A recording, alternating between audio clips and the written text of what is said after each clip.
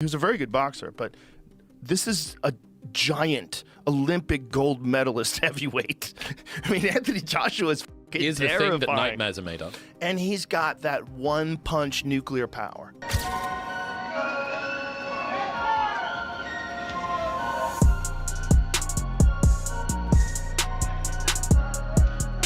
There and again, just operating on self-belief, but it isn't going to win Jake this fight. Him being ballsy is not going to win him this fight. Joe Rogan is surprised when he talks about how much bigger Anthony Joshua is compared to Jake Paul. He explains that Joshua is a huge heavyweight fighter and an Olympic gold winner. Jake, on the other hand, is now facing someone way tougher than anyone he has fought before. Rogan also reminds people that Jake's hardest fight was against Anderson Silva, who was already 47 years old, so this new fight is on a whole different level. The toughest guy you fought before was 40 years old Anderson Silva? That was the toughest guy so far you fought? You lost to Tommy Fury, who's a very good boxer, but this is a giant Olympic gold medalist heavyweight. I mean, Anthony Joshua is Here's the terrifying. thing that nightmares are made of. And he's got that one-punch nuclear power. One punch. And he's fast. The host from the Wade Concept explains clearly what he thinks about Jake Paul and his confidence for this fight. He says believing in yourself is good, but sometimes confidence can turn into ignoring the truth. He thinks Jake is getting close to that point. He explains that you can't fool yourself when you're fighting someone like Anthony Joshua. Joshua isn't just a test of confidence, he's a test of real skill and strength. Wade says Jake needs to be honest and prepare in a real way, not just rely on hype. The tricks Jake used on older or weaker fighters won't work this time. Joshua hits very hard and can read his opponent's moves fast. Wade calls this fight a reality check, because Jake has to leave the world of showmanship and step into the world of true heavyweight fighters. If Jake trains with honesty, he might last longer in the ring. But if he lies to himself, he'll walk into a dangerous fight without protection. The host says Jake must face the truth before he faces Joshua.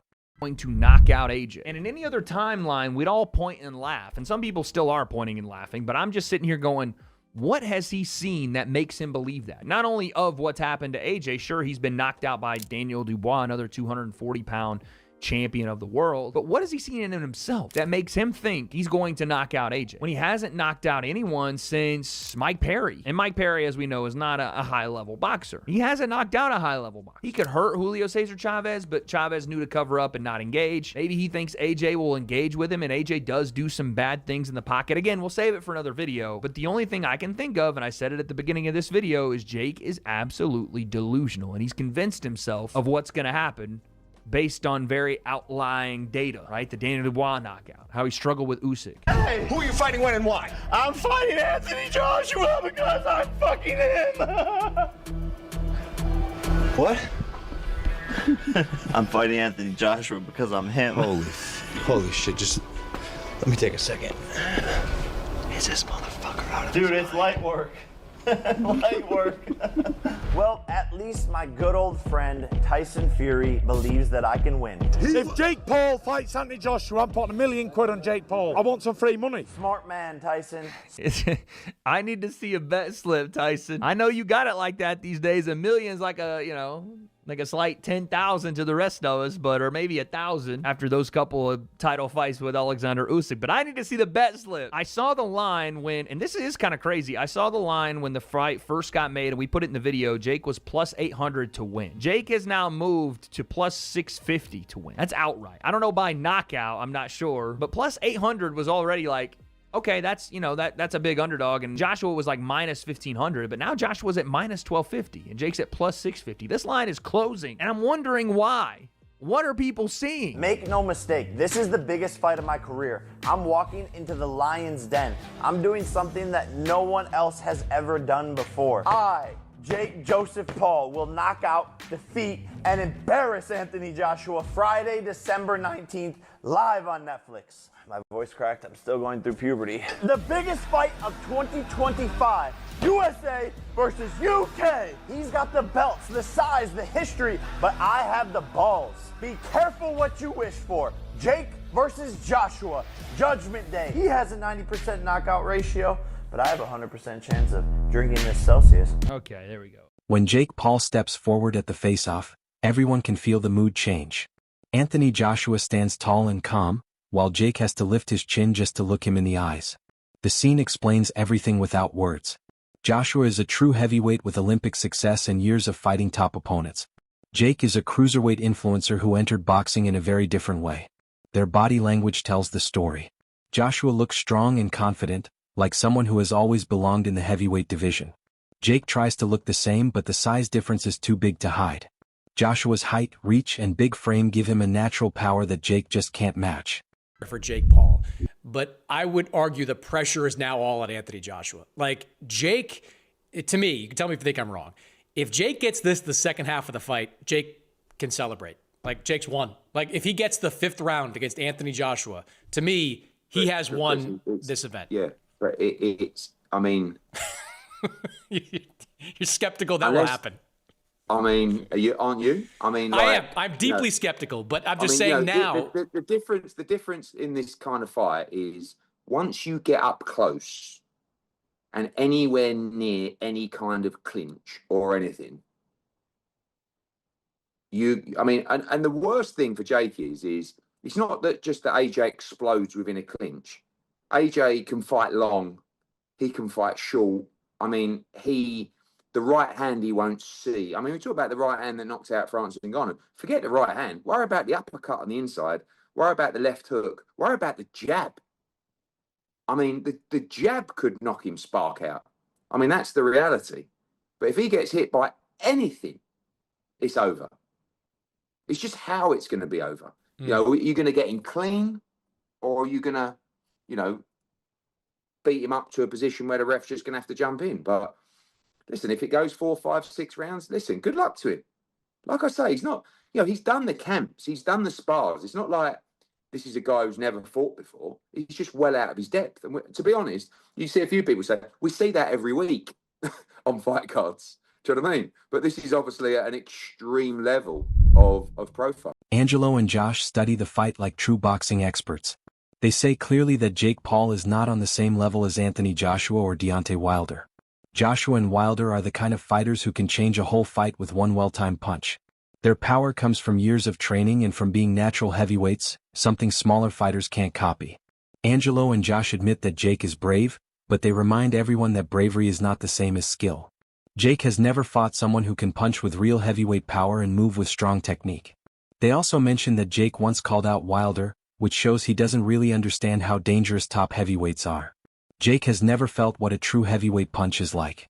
They say that just staying on his feet against Joshua will already be a huge challenge. I just don't think that he could compete at the highest level. And I don't think he'd beat the top 5, top 6 guys. But that in that weight class is where he'd be at, like say 180, 188 or 189, somewhere around there is where he'd probably compete. There's not a lot of talent there though. So he might be pretty good in those weight classes. Him competing in the heavyweight division against like Deontay Wilder or Anthony Joshua or anybody else, no. He gets annihilated. I'm very surprised he signed this fight. I was shocked he signed this fight. I texted my buddy Bo because Bo follows boxing really well, and I texted him. I was like, dude, we might see a death. And he said the same thing. He's like, I cannot believe he agreed to that fight. But the numbers, the numbers that are, nobody knows the true payouts.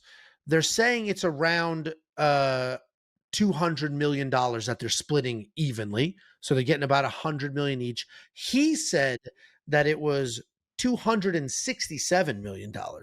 So I don't know who you believe or don't believe, or it could be they're splitting 200 and the 67 delta, they had to pay DAZN because Anthony Joshua has a contract with DAZN. And this fight's going to be on Netflix. DAZN. It's DAZN. So they, which makes, how the hell? Please stop saying DAZN, okay? DAZN. That's like Saint Benoit, okay? Where's the O in DAZN? It's DAZN. Sean Jones watches the face-off and notices when Jake tries to stare Joshua down. Jake tries to look tough, but when Joshua steps closer, everything changes. Sean says you can't scare someone who has already fought in huge championship fights with giant crowds. Sean also talks about Joshua and says he shouldn't put too much pressure on himself. Too much pressure can make a fighter stiff and slow because he starts to overthink. Sean believes Joshua fights his best when he relaxes and lets things happen naturally. If Joshua tries too hard to force something, it can lead to mistakes. Joshua might lack in terms of his skill. Tyson Fury shines, and that's the movement, that long reach, the height, just the skill gap is insane. Tyson Fury would dance circles around Jake. He could beat Jake with one hand. Right, Joshua talks about how he's only focused on this fight. He's not overlooking Jake. There's nothing else booked for him. And he talks about some of the potential dangers of fighting Jake Paul. Who are those opponents lined up for you in 2026? My focus is on Jake Paul. Okay, all right, fair enough. Is that true, though? Do you have those two fights lined up already? They're not signed, they're not sealed, but they're opportunities, really. They're just opportunities in the game. But my main focus as signed and sealed is Jake Paul, so that's all I've got in front of me. Do you agree with the assessment that if this fight goes longer than the Ngannou fight, it's kind of a... No, Jake's a completely different fighter to Ngannou. Ngannou and Jake are completely different animals, so I can't compare the two together. Ngannou never boxed before either. Jake's boxed before. They're just different. Ngannou's a lot more slower, but a lot bigger and more powerful. Jake's quicker. Jake boxes in a completely different style. Ngannou's more upright. He can switch his southpaw and orthodox. Jake doesn't really do that. They're completely different fighters, if I'm honest with you. So I'm not trying to compare. At the end of the day, it's just what happens at the end of the night. I'm not in there to try and knock Jake out in 10 seconds or 8 rounds. I'm going to go in there and do a job. I want to really hurt him in the ring. I think that's an important perspective that Joshua should keep going into this fight, is to not try and look for the knockout within a particular round. Do your thing. Forget about what Jake's doing. You're far more experienced. You're far more skilled. Don't put too much unnecessary pressure on yourself, because that's when sometimes you can throw a spanner in the works of your own game plan, because you've committed to this set prediction. And that's a sign of maturity there from Joshua. He's fighting Jake Paul. He could come in here and say, Jake's crap. I'm going to knock his head off. First round knockout. But he's not saying any of that. So they go back and forth for a little bit. Joshua just talks about how he's really focused. Then Ariel announces this fight is also taking place on the same card. Anderson Silva versus Tyron Woodley. Very interesting. I don't mind that matchup. I actually think within the realm of boxing and talking about retired MMA fighters, this is a pretty decent, even matchup. Anderson Silva, one of the best to ever do it in MMA. One of my favourite fighters. But he's getting a little bit old now against Tyron Woodley. Once again, an absolute machine in MMA. Darren Barker studies the face-off video and points out that Jake keeps avoiding eye contact. He explains that fighters usually look each other in the eyes to show confidence and readiness. But Jake looks away several times, which shows he feels the pressure of standing in front of a real heavyweight. Joshua stays calm and solid while Jake keeps shifting around.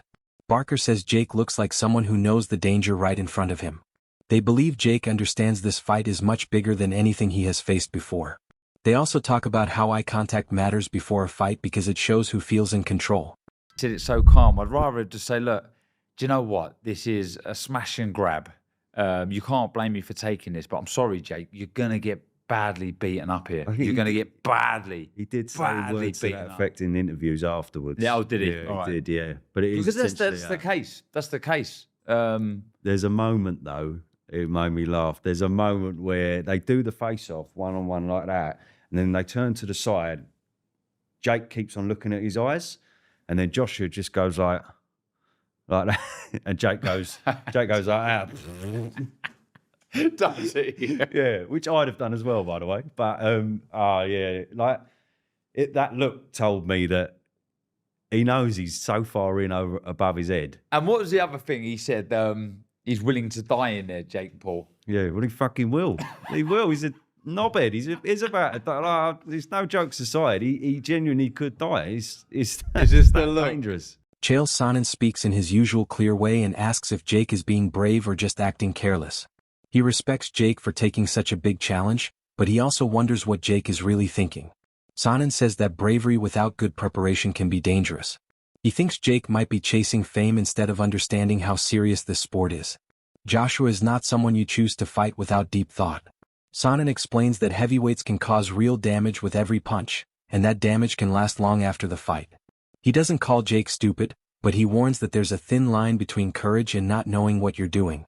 He says it all depends on how well Jake trains and whether he truly respects the danger in front of him.